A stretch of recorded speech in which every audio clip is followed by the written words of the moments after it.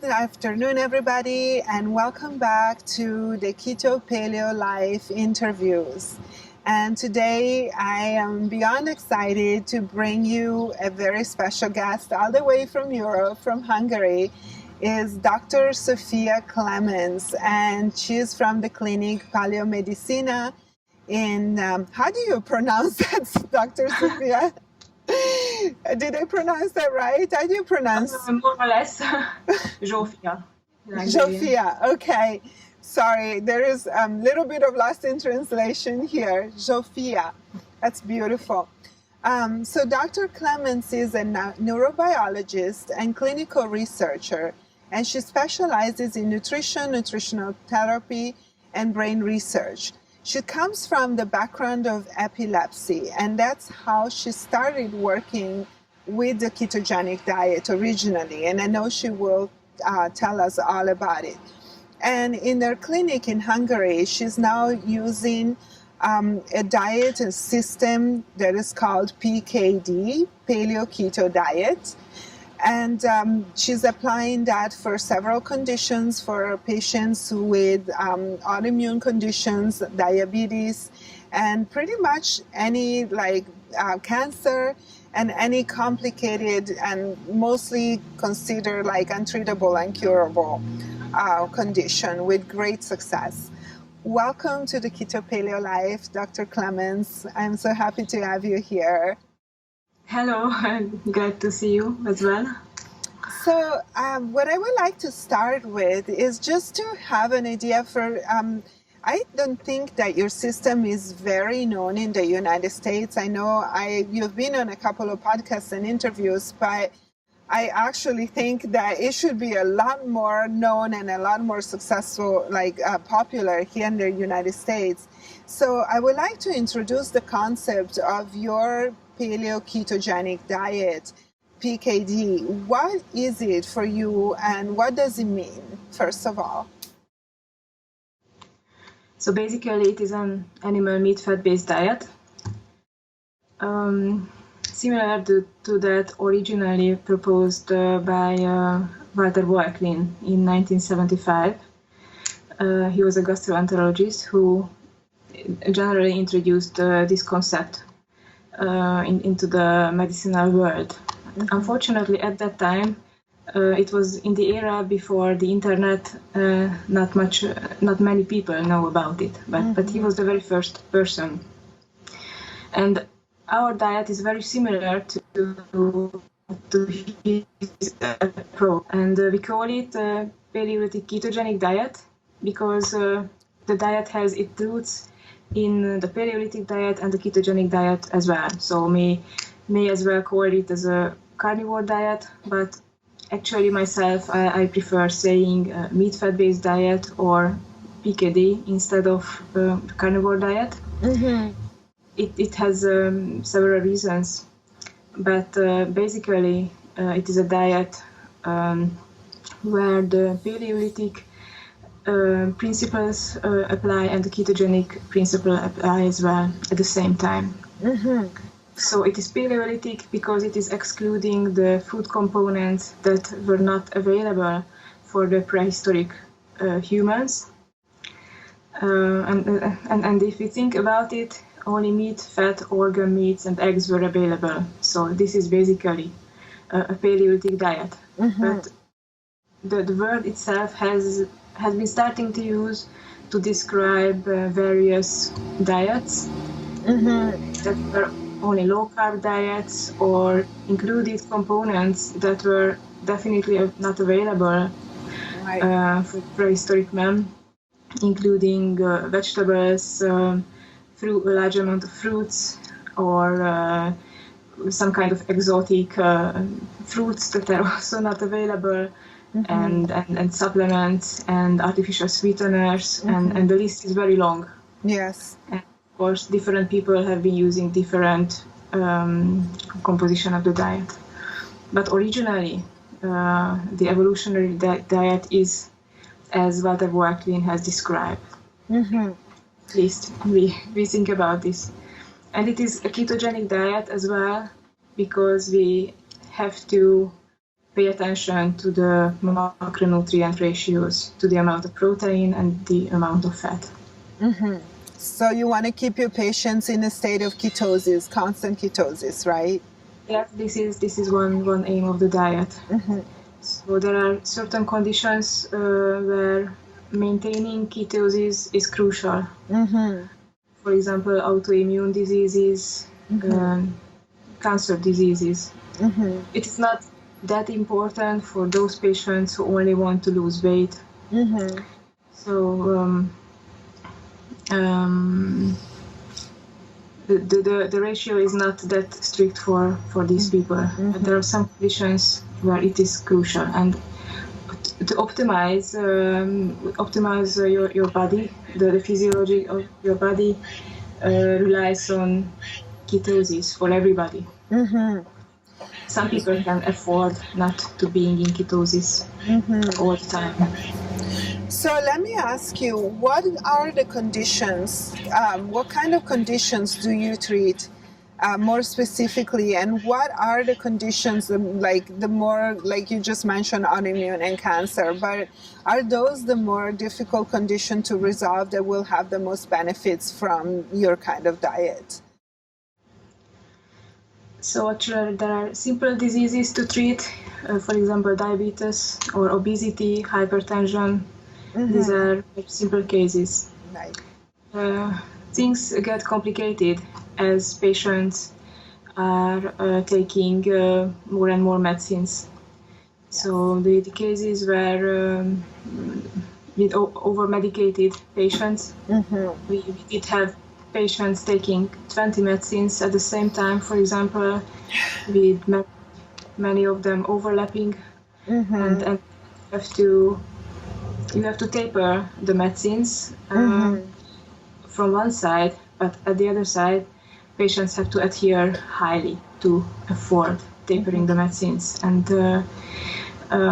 this can get difficult with time, you know. Yes. And the other difficult topic is the cancer. So you mentioned that for those patients it's crucial to be in ketosis. And can you just tell us in a nutshell, for people who are not so familiar with like the really deep benefits of being in ketosis, why is ketosis so important for example, like autoimmune patients or cancer patients? So one side of the story is glucose control by achieving and maintaining ketosis. So if you are in ketosis, your blood glucose level will be low and it will not fluctuate as it's fluctuating on a carbohydrate-based metabolism. And in cancer, the excess glucose is feeding the cancer cells more than feeding the healthy cells. Right. So if you shift the metabolism from a carbohydrate-based to fat-based metabolism, this is one benefit, that you can get cancer cells starve. But this is only one side of the story, and the other one is normalizing membrane permeability, which includes intestinal permeability, and which is crucial for cancer patients, the cell-to-cell communication within the cells. And this goes only with the meat-fat-based diet, with the meat-fat-based ketogenic diet, and doesn't goes with any other ketogenic diet, like the classical ketogenic diet, for example. That's right. And yeah, that brings me to a very important point and a question that has been kind of burning in my mind about the PKD and like how, you know, the applications, but also like the results. So you're able to heal leaky gut through this diet, through this way of eating. You're able to restore what you call membrane permeability and like make your gut finally being able to like not be impermeable, not to have blocks of proteins come through the gut. So that is proven in clinical practice on your patients that you can actually heal leaky gut, and that Yes. this is the only proven way, correct? Yes, we do have measurements. We are working together with the Technical University in Hungary and running together a laboratory where we are able to measure the intestinal permeability PEC 400 test. So we can do before, after, or during measurements for following up the therapy. And of course, dietary adherence. And this is what we see, that initially everybody has a high intestinal permeability that is presenting with such a disease. But with time, the intestinal permeability may normalize or at least lower. And this is paralleled with improvements in the clinical situation. So and in your experience with your patients, once there has been this period of time where the tests finally show that their permeability is resolved, can they reintroduce other foods at that point, or what happens if they were to introduce other foods like fiber-based foods or vegetables, for example? Then the intestinal permeability will increase again. Within a few hours, it can increase. It is very dynamic. So basically, we're not genetically designed to have those foods because they will always cause issues with the permeability of our gut. Is that what you have found? Yes, exactly. So you are able to tolerate some vegetables or some food, but not more than a certain amount of food, and you are not able to tolerate milk proteins or dairy, grains, and a list of other components that you are not able to tolerate. So if you are following a PKD, you should never drink milk or eat milk protein in any form. It will increase the intestinal permeability. So I have another question that for people out there that might not understand that. So when we talk to about autoimmune and intestinal permeability, so there is a factor that proteins that don't belong in the bloodstream, they get kind of leaked through the gut, especially proteins like gluten proteins or grains, or milk proteins like dairy proteins. And then because of also molecular mimicry, they start certain autoimmune processes. But my question is here, why don't we have autoimmune processes to animal-based proteins of like meat and eggs instead? So your question is why the animal-based proteins do not induce do not induce an autoimmune reaction in the body? Because your body is evolutionarily adapted to use animal meat and fat, but not plant proteins. And this is these are just compromising the cell-to-cell communication also within the intestine, the intestinal membrane.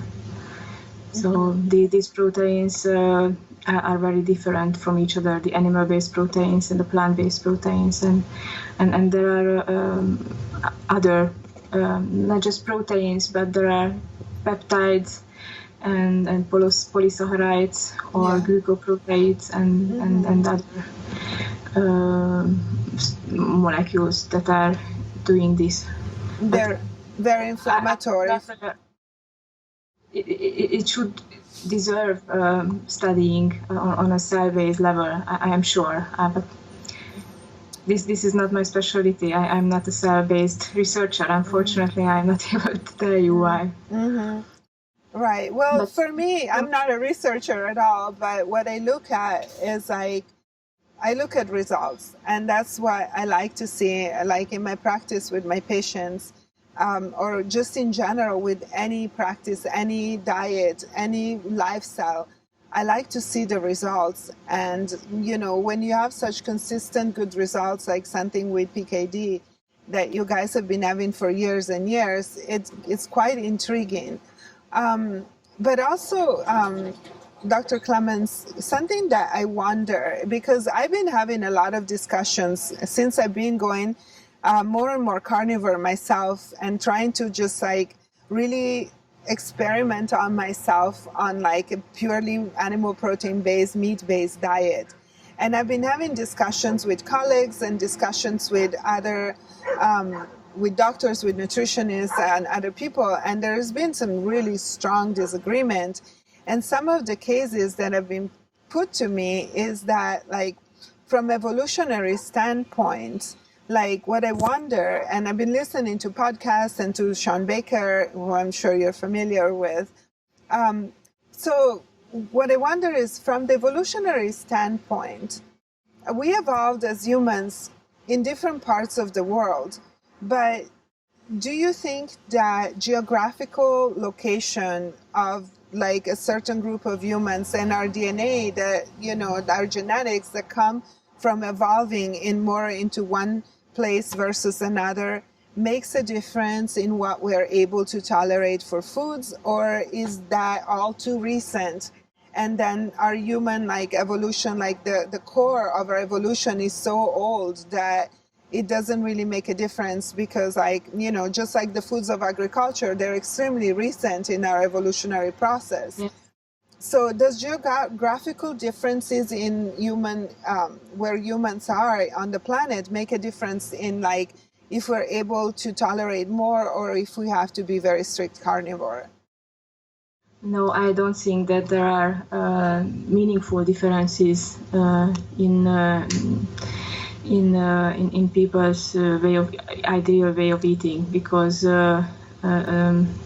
so this all is encoded in the mitochondrial DNA, which has been highly preserved throughout the evolution. So the variability is very small between any two people from two absolutely different points of the world. So it is very highly conserved. So I don't think that there are major differences according to geographics. And the biochemical processes, the core biochemical processes are the same for all people, regardless of the color of the skin or anything. But so my personal question to you is something that I've been kind of playing in my head for a bit, is because I travel a lot and I spend time, like, you know, I go to South America a lot, I go to Asia, and, you know, I've been traveling the world all my life and just like eating different foods. And since I've been ketogenic and keto paleo, it's been sometimes difficult because of the local availability of foods. And also, like, you know, I've been spending a lot of times like in Peru in the jungle, where there are no cows indigenously there. And so I was wondering, I really wanted to ask you, like, let's say if we go to a place like the Amazon, where the cow is not an indigenous animal, are we gonna modify our PKD diet to like the local animals that evolved in that place? How do we work with that? I think that you have to decide whether going to the jungle or eating in a healthy way.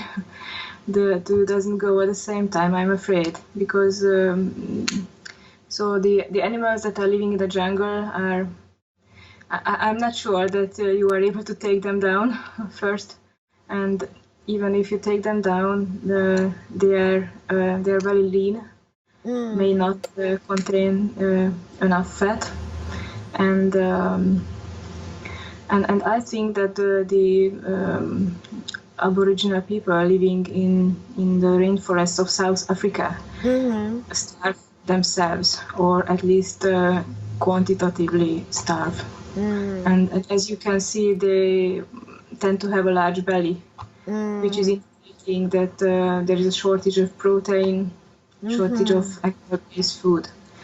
So they somehow, my opinion is that they somehow, sometime at the history, stuck into the rainforest But it is somewhere at the end of an evolutionary process. Humans are generally adapted to colder climates and to animals that are living on a cold climate. And unfortunately, the climate of the Earth has changed much during the past 10,000 years. Right.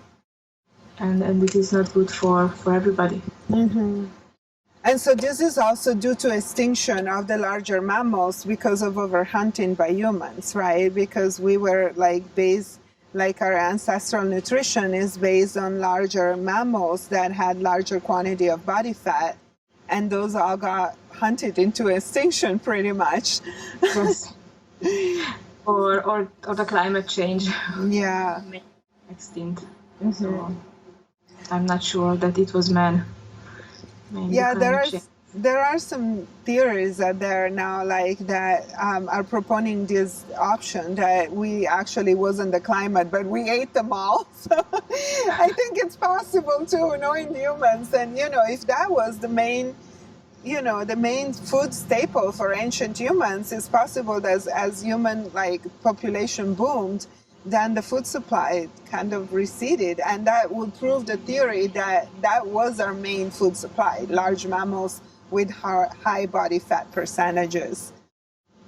Yes, that's true. But remember that these animals also lost their original habitat, like mammoth or these large-bodied animals. And these large grasslands that have been dominated the north of the planet disappeared, and woodlands took the place of the grasslands. That's right, and so habitat was lost. This is all quite interesting. I kind of want to, I'm just taking you on a tangent here a little bit, I'm sorry, but I want to ask you, I have my list of questions here because I had too many questions, and I wanted to ask you a couple of questions here before I go into specific conditions. But one thing that has been on my mind, and I know that from our common patients we talked about, so you guys are proposing to eat four-legged animals as part of the PKD diet, sorry. And what about, I know that you say that it's better to eat conventional meat than no meat at all. So I wanted to ask you about bioaccumulation and the accumulations of toxins in animal tissues and especially in the fat when we come to eat conventionally raised, because in the United States, the situation is a little different than where you are. And I think that the level of toxicity found in this country versus Europe, especially places like Hungary, might be very different. And, United States has been highly industrialized, especially the farming processes are highly industrialized. So what do you feel like, for example, for a person in the United States that is faced with a conventional meat system, the factory farms, do you think the bioaccumulation of toxins in the tissues is a problem or not? Yes, I do think that this is a problem, but I do not have a solution to that problem. Grass-fed beef, I know, one thing I tell my patients is choose with your dollars. It's what you pay for is what you're gonna get, and hopefully the more we choose better way to raise beef and eat in sustainable ways, then we can get them. But yes, actually, we do have patients in the US as well, and sooner or later it turns out that everybody is able somehow locate the butcher or the farmer that is breeding grass-fed beef or pork. It is not easy to find them, but if they take the time and the energy and of course afford money, that they can support it. Right.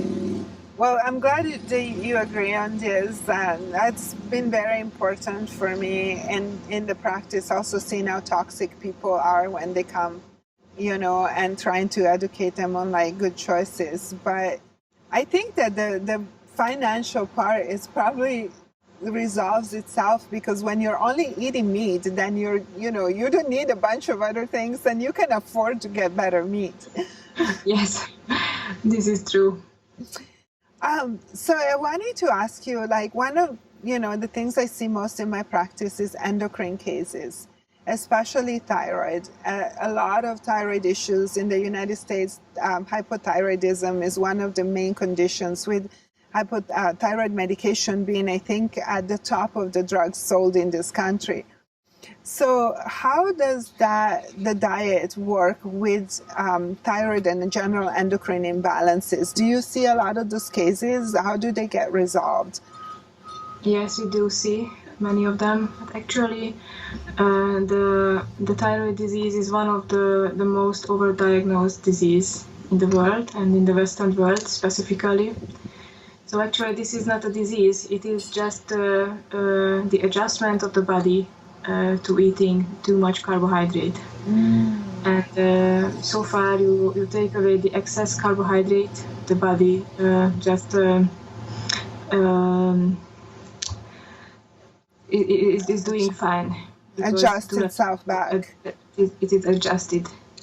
And in that case, you do not need the thyroid medication, but you have to follow up the thyroid hormones in these patients.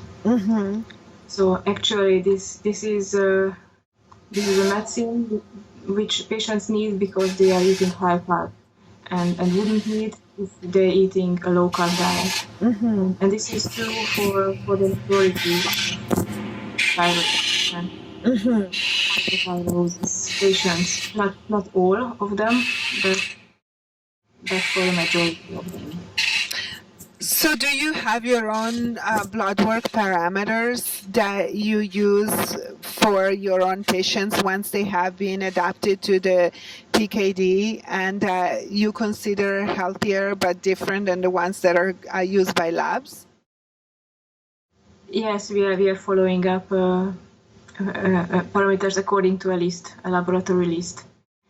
Yes, and some fall out of the reference range that is regarded normal according to standard thinking. Lab. Interesting. Yeah, like cholesterol, ketones in the urine, yes. low blood sugar. Right. Yeah, let's talk about cholesterol for a second. Because that's a big topic here, and you know that like statins are one of the drugs that get absolutely overprescribed. I think after thyroid drugs, the second one is probably statins, if not the first. So what's your approach to cholesterol? And you guys have quite a different parameter for cholesterol in the blood, right? High cholesterol is not an issue for your patients. It is not an issue. We use cholesterol as a feedback on diet adherence. Because if you are following the diet, you should have your blood cholesterol between a certain range. It should be between 6 and 8, which is higher than the conventional range for the cholesterol. In the traditional system. Right. But we see, for example, that many people on the carnivore diet are having much higher cholesterol level than that. Maybe 12, 13, even 15. And this is not unhealthy. This is just a feedback that they do not eat according to the best protein to fat ratios, and this have to be adapted. So what you're looking at for healthy numbers in cholesterol are the ratios, or where is your parameter then? No, the total cholesterol level, I mean. And it is just an indication that something is not the best. The diet is not the best. So these carnivore people may be eating too much lean fat and not enough protein. And this leads to overeating because the energy should be coming either from carbohydrates or the fat. But if you cut out carbohydrates, then you should. The fat. You need the fat.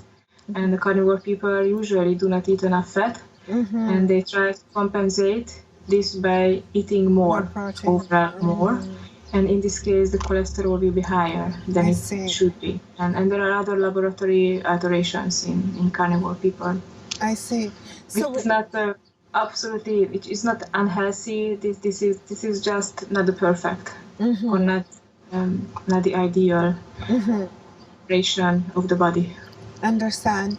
So what is the ideal ratio of fat to protein that you use in a PKD?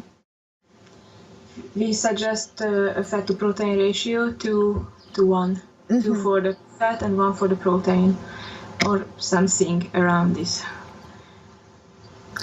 And this is in grams, right? So it's 2 grams of fat to 1 gram of protein?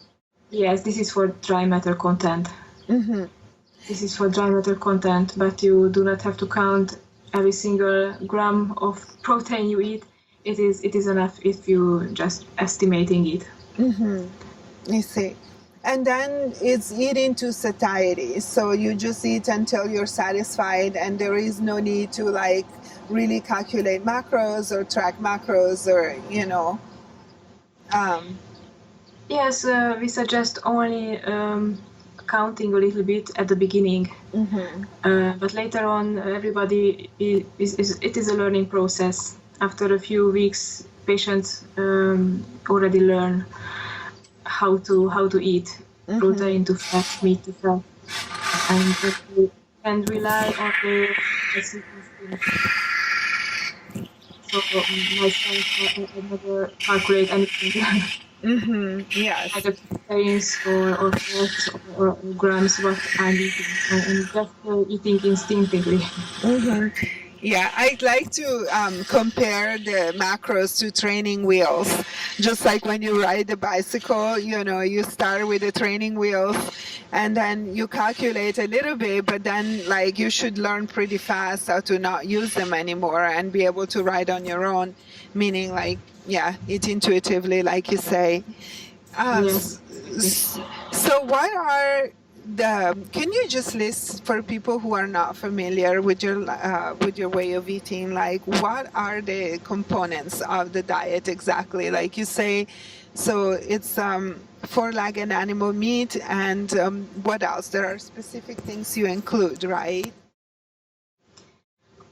Yes, they should include a meat, fat, and organ meat. So actually, this is a from nose to tail approach. You can eat everything from an animal except the gallbladder. Right. Bones for the bone broths. But if you are aiming at a full nutritional value diet, then you really have to eat red meat. Your diet will not be full on poultry or predominantly poultry, so you really need red meat. You need the fat from 4-legged animals, and you also need the organ meats, specifically liver and brain.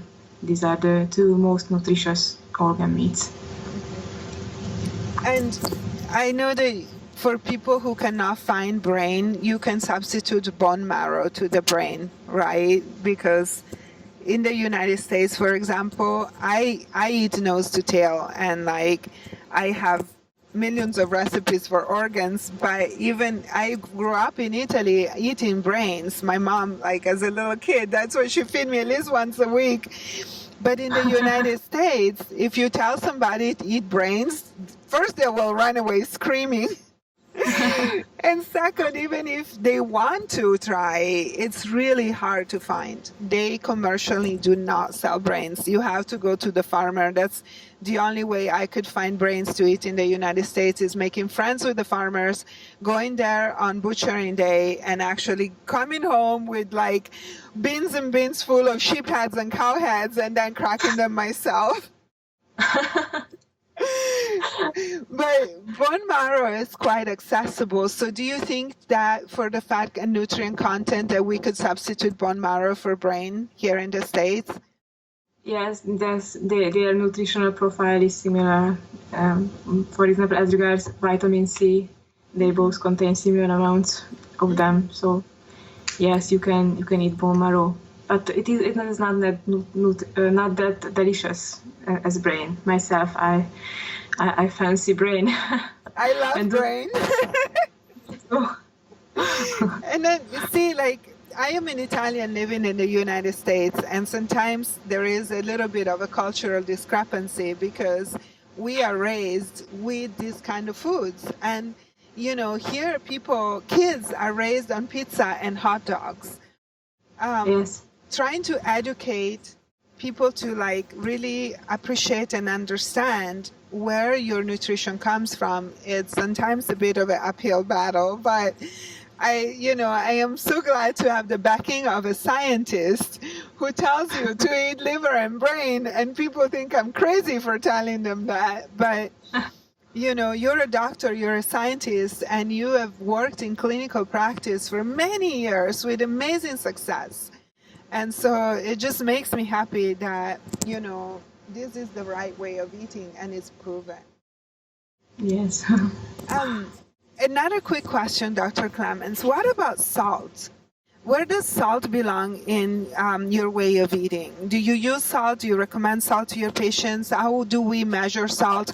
Because, you know, I know about electrolytes and ketosis, and we have a higher need for sodium when we are in ketosis. So how does that work for you, please? This is actually not true. We do have a lower requirement for salt if you are in ketosis. Because actually the carbohydrate-based processes need the salt, at least the sodium from the salt. So overall, if you are eating a meat-fat-based diet, you will require less salt.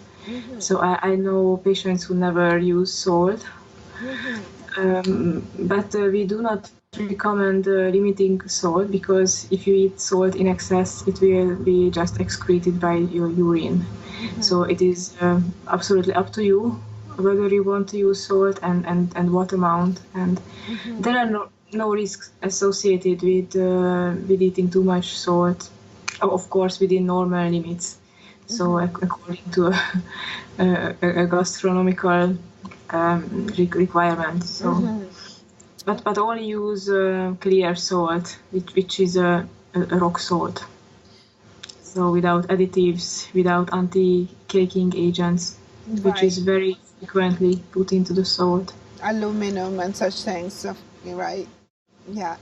So when I first started studying the ketogenic diet, I was like, I saw a lot of not research, but like I was instructed in my nutrition studies that when you first start ketogenic, you will start excreting more sodium and therefore needing more sodium. Is that not physiologically correct?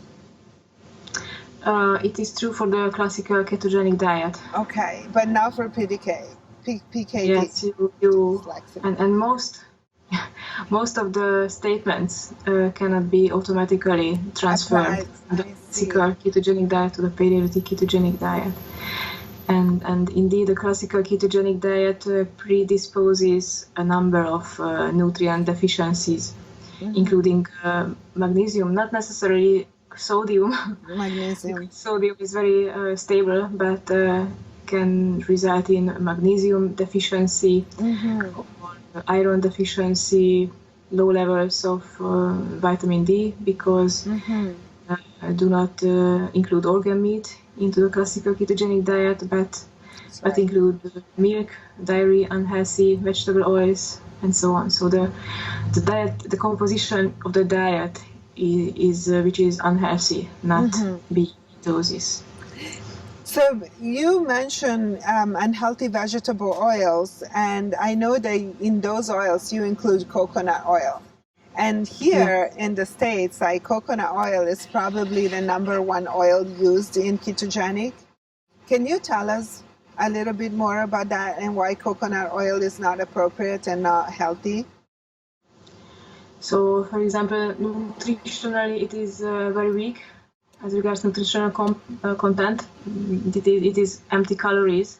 Mm-hmm. But the major thing is that eating coconut oil will increase inflammatory processes in the body. Mm-hmm. May also decrease thyroid function of the body. So we do see that in those women who are eating coconut oil and also other popular components, for example, of the Paleolithic diet, develop autoimmune thyroid disease within a few years. Wow. And that's bad because they have started the paleo diet with the coconut to maintain and stay healthy and not to develop an autoimmune thyroid disease. That's right. That's right. So, and this is what we can see from the laboratory measurements. So we before-after measurements in the laboratory. So these are based on measurements and not only on theory from the Google or anywhere. Right. So the coconut oil is surrounded with very positive myths and critical and bloggers and healthy eating proponents take over these claims without any criticism, without having own experience with the detrimental effect of a coconut oil. Unfortunately, on the long term. So first, coconut oil may seem healthy because you may see that the blood glucose level decreases, but it is decreasing whatever low-carb diet you are following. Right. But on the long term, the negative effects will dominate. I see. So that's also, I think, because when you come from a very unhealthy diet, like the standard American diet, where the main oils used are canola oils, which are GMO and rancid already from the start, and you switch to something like coconut oil, it is an improvement in inflammation for the body. So you're going one little step better. But you know, if you put it in the larger perspective, like you say, then it's not necessarily serving the body.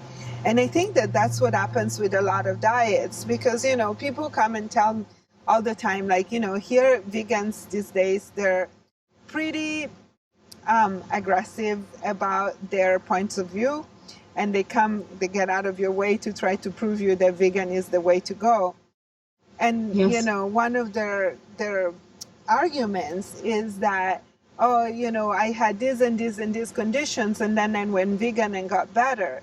But of course, when you're coming from the standpoint of an extremely unhealthy way of eating, that it's all processed foods and really unhealthy fats and, you know, fried foods and whatnot, then even going vegan, it is an improvement from there, and your body will just react to the improvement, not necessarily saying that that is a healthy way of eating. What do you think about that, Dr. Clemens? I'm just thinking that it is just another way of unhealthy eating, unfortunately, because there are diseases that should be associated with a standard American diet, and there are diseases which are associated with the vegan diet.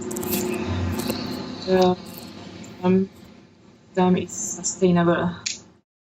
And yes, first it is like fasting. A similar story, because in the early days of fasting you can experience positivities. You were saying with fasting that at the beginning of fasting there is problems. I mean, there is improvements. Yeah, there can be improvements because your blood glucose decreases. You skipped most of the unhealthy food components like milk proteins or grains dairy, and you can feel better at the very beginning, but later on you will be lacking the most important minerals, vitamins. You will not have calories, so it is not sustainable. And I'm just drawing parallelism to say that there are many types of unhealthy approaches or diet, and something is good at the beginning doesn't mean that it is good on the long term as well. It should be good on the long term and inducing no side effects on the long term either. Otherwise people will be disappointed. And I think many people are disappointed on the ketogenic diet, the classical ketogenic diet, and after a few years they can draw the conclusion that this is not a healthy diet, and let's get back to the standard American diet. And they are saying that it seems that I have been missing cereals, grains, or carbohydrates, and this is because of the lack of carbohydrates.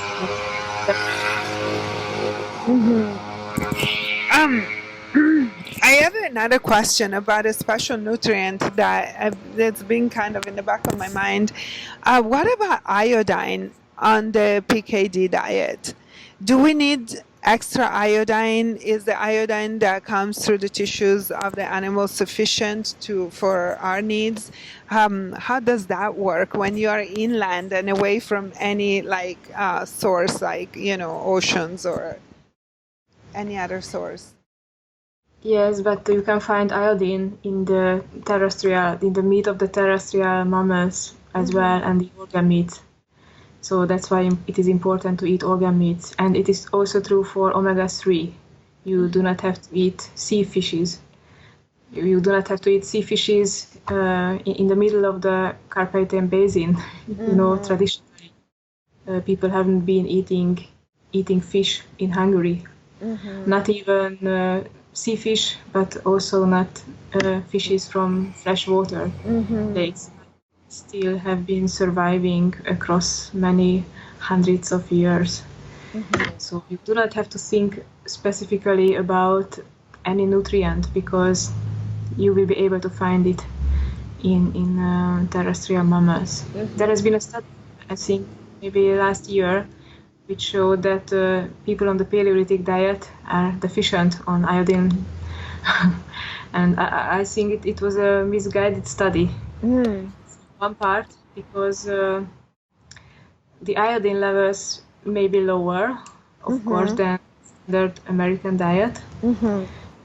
But first, this may not be necessarily bad, because if you are eating a quite other type of diet, you may be doing well with less amount of a certain nutrient.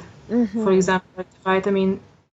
So the intake of vitamin C is much lower on a meat fat-based diet, but it is enough because we do not eat carbohydrates, and there is a competition between the carbohydrate, the glucose, and the vitamin C, and there are many nutrient competitions within a body about which may not know everything. So alone, the fact that it is lower, it doesn't mean anything. But on the other side, these people haven't been eating organ meat on a regular basis. So we don't know whether it is a valid conclusion or what are the implications. We do not know anything about this. We only know that those people who are eating in this way do not develop deficiency symptoms. Right. Yeah, because I think that, I come from a background of Western price and from nutrient-dense foods.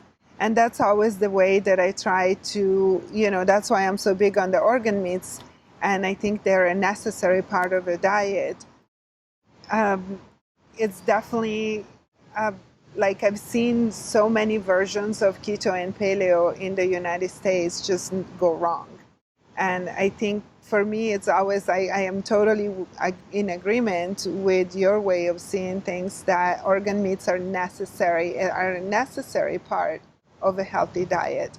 And also, there is a lot of talk these days about anti-nutrients and plant anti-nutrients like lectins. Like, Dr. Gundry now is like doing all this research on lectins. And I feel like he's on the right track, but I also feel like he's quite limited. It's almost like he points a laser at one little thing and forgets that there are like 100 another of those substances, in the foods. And it's just like making one the culprit for like so many diseases when like plants have several, anti-nutrients, not just lectins. And but I think it's good research, and it helps kind of our cause for going more towards an animal diet. And this is, I got to tell you, Dr. Clemens is kind of revolutionizing the way I think and the way I think about keto and paleo, and the way that I think about healing through food, because this is the ultimate food healing, the ultimate food as therapy. Yes, I agree. So this is the best thing about diet. If this doesn't help, then nothing else helps. And of course, there are situations where this is not enough either. But this is the most that we can do for a patient. Yes. Well, I loved our discussions and so much good information. I could ask you more questions for hours, but maybe at some point I'll have the honor to have you back for more questions. I know that I will be implementing some of your practices or a lot of your practices in my own practice, and try to keep helping people just do the best they can and heal, truly heal, and not just use palliatives, and not just add things on top like medications to manage symptoms, but truly heal the body, especially the gut, and with the gut your brain, and your immunity, and everything that really counts to establish a strong foundation of health. Yes. I'm going to put some links to your website. And I know people can find you on social media as well. You guys are not really big on social media, but you are there, right? On Facebook. You cannot be big at two places at the same time. That's if right. If you are doing patient, you will not have not much time for social media. Believe me, I know. I know that problem. But thank you so much, Dr. Clemens. I will put links under the video for all the places where you guys can find Dr. Clemens. And you do long-distance consults on Skype as well, right? Yes, we are doing, after seeing the medical documents of the patients. Yes, and I am actually planning on having some consults myself and trying the systems of Dr. Clemens on myself before I can truly recommend it to patients. So stay tuned for some more information. Okay, welcome. Thank you again for everything, and it was a pleasure having you. Thank you. Bye.